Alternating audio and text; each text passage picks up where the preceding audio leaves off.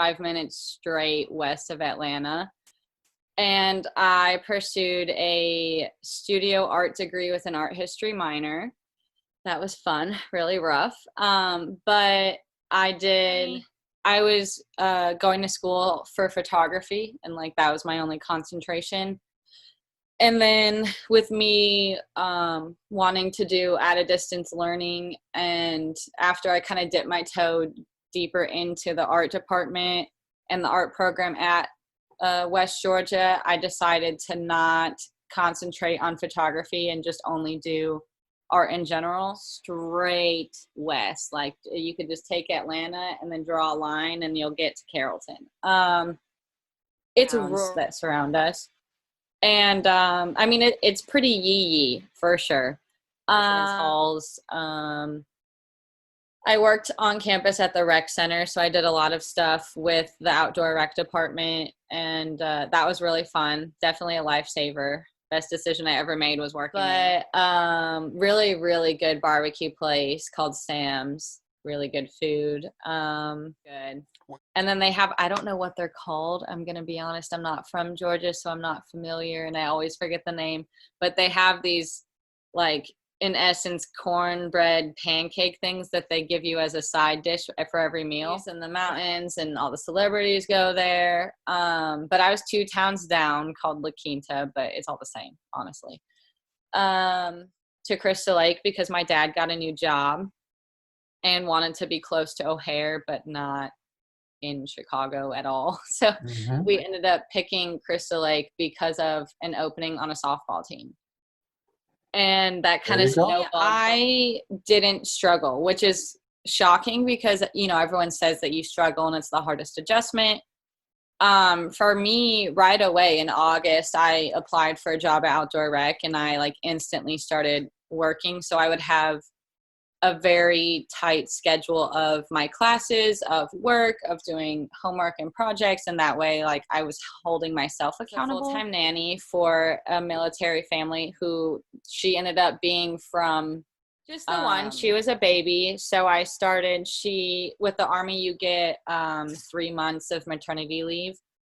So I started a little bit before her 3 months was over.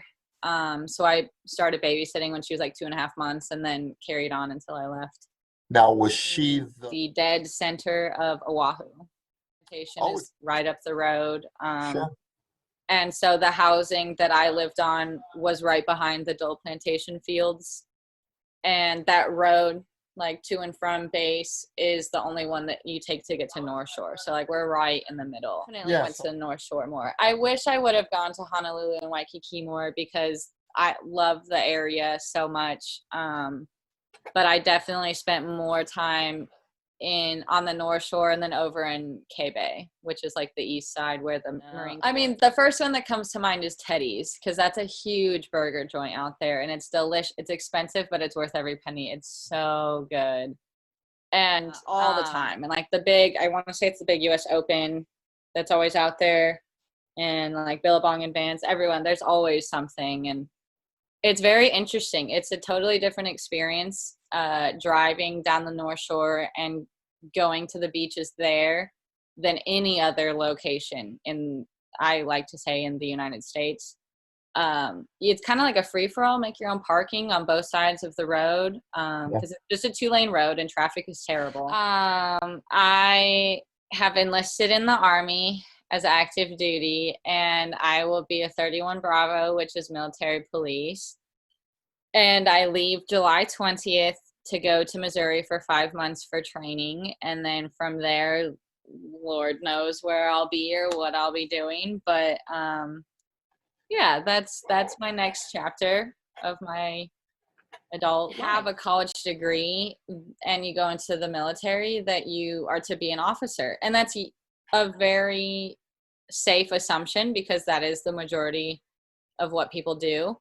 I decided not to, just because I want to start off with a different experience, and I want to get the hands-on experience and understand how everything works, and just like have the true military soldier experience and lifestyle before ever trying to put myself in a leadership position where I'm in charge of these soldiers. The FBI building last summer, I don't know, like you always hear about the FBI and you're like, that's unachievable. Like that's just a dream. Like only certain people get to do that. And then after touring it, I fell in love and I was like, that's what I want to do. And the best way for me to do that is to do the military. And then I wanted to just take it a step further and make the decision for myself to do MP and then hopefully chase after FBI later.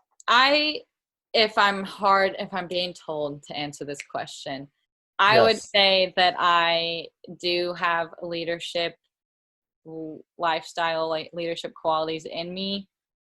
And I think a lot of that comes from softball and from my position as being a catcher. I think part of that comes from my very bold personality that I get from both of my parents. And my goal going into the military was never that I wanted to lead and that I wanted to be in charge. It was that I just wanted to be a part of it and I wanted to serve and have that experience and those adventures and those memories. Was Mrs. Sullivan, who was an English teacher, and still to this day, I mean, 7 years later, I don't even know how long, 7 years later, I think, she is like the biggest influence, the biggest, like, I don't even know, just the biggest highlight of my high school experience. I mean, Miss Body, great math teacher.